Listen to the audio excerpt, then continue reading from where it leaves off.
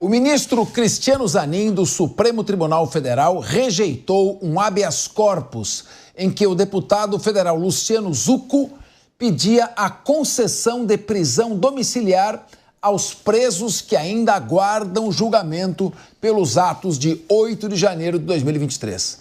Na decisão, Zanin defendeu que, abre aspas, não cabe habeas corpus originário para o Tribunal Pleno de decisão da turma. O pedido solicitava a extensão da decisão que beneficiou Débora Rodrigues dos Santos, a que teve a sua prisão preventiva transformada em prisão domiciliar. Ela foi acusada, como discutimos aqui agora há pouco, de pichar a estátua do STF. Para Zucco, grupos específicos deveriam ter acesso ao mesmo direito. Meu querido Palumbo, meu querido delegado Palumbo, deputado federal combativo Palumbo. Palumbo, aqui me parece que foi uma questão técnica. De habeas corpus, não cabe habeas corpus contra a decisão de ministro do Supremo Tribunal Federal. O Pleno não pode julgar habeas corpus contra o próprio ministro, que eu acho até um erro, mas o ministro Zanin seguiu ali o regimento interno. Você acha que aqueles que se encontram presos aí desde 8 de janeiro, faz quanto tempo? 2 anos e... 2 anos e... 2 anos, é. 2 anos e já... 2 anos e 3 meses. 2 anos e 3 meses.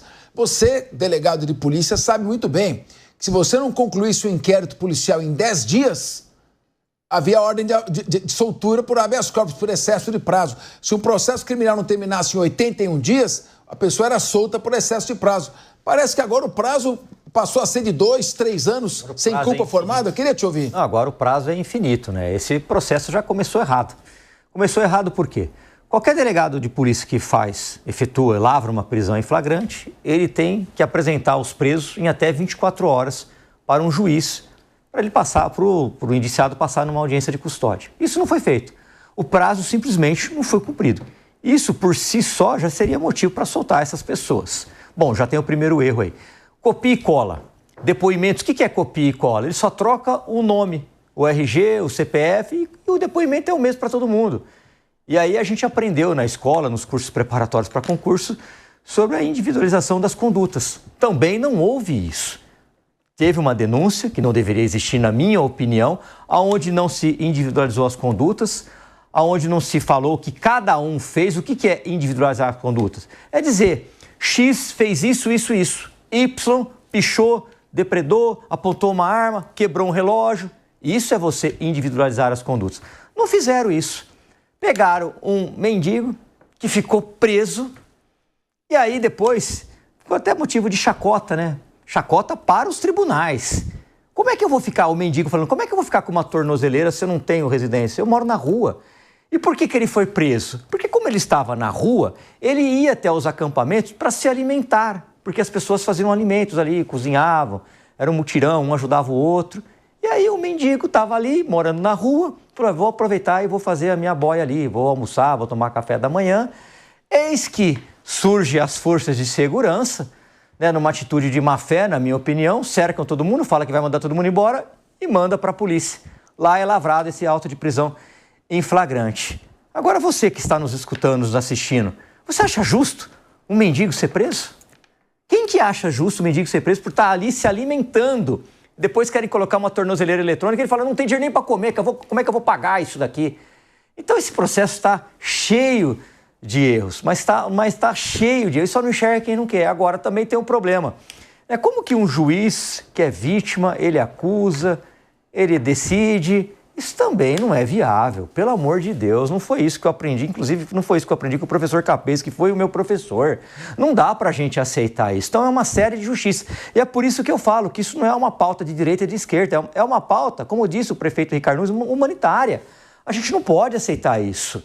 Não dá pra gente aceitar isso. Qualquer um que tem o cérebro do tamanho de uma ervilha não vai aceitar que um traficante é solto com um fuzil e uma mulher que passa um batom numa estátua, ou então um mendigo que está lá para comer, fique preso. Pois é. Ana Beatriz Hirsch, no momento que nós temos aí o sistema carcerário brasileiro superlotado de presos, inclusive os tribunais chegam até a soltar, como soltaram aquele assassino do arquiteto, que havia sido processado por extorsão mediante sequestro e estava na rua. Soltaram um traficante que ficou assustado com o comando da Polícia Militar e saiu de moto para o lado. Aí acharam que foi não havia plausibilidade na suspeita, enfim. Essas pessoas estão soltas. Eu pergunto, não seria o caso, depois de 2 anos e 3 meses, destas pessoas também responderem pelo menos soltas ao processo? Capês, veja que acho que esse é o nosso principal problema atualmente. Tanto direita quanto esquerda estão falando praticamente a mesma coisa com relação a esse episódio e tudo o que está acontecendo. A maioria das pessoas, independentemente da sua ideologia, concordam que as penas que estão sendo aplicadas são muitas vezes desproporcionais. Concordam que muitas das pessoas que lá estavam não precisavam estar presas há mais de 2 anos. E falta o quê? Falta comunicação e a adequação para que ambos consigam juntos formular um projeto de lei ou qualquer coisa que o valha para conseguir que essas pessoas sejam punidas na medida de que devem ser punidas, sem mais nem menos. Palumbo entra aqui em várias questões que eu acho que são bastante importantes com relação à forma desse julgamento acontecer, e eu acho que a gente sempre acaba, mas naquele caso a pessoa estava solta. Mas isso tem que ser um sinal para a gente parar e repensar o sistema punitivo como um todo. Para parar e repensar as penas como um todo. O que a gente quer para o futuro do nosso país? Apagar o que já aconteceu não dá. E aí, se tem um crime, para mim tem que ser punido. Mas o que a gente quer daqui para frente? A gente quer que estejam as Déboras ou quer que estejam os assassinos dentro da cadeia? Sabendo que as condições do sistema carcerário são terríveis e que a gente não consegue ressocializar muita coisa. Essa é a discussão que a gente tem que estar tendo aqui. Porque ouvindo os meus colegas falar, eu tenho certeza que os nossos pensamentos são muito semelhantes. A gente só não está conseguindo endereçar isso como sociedade da maneira adequada para chegar num denominador comum. Pois é.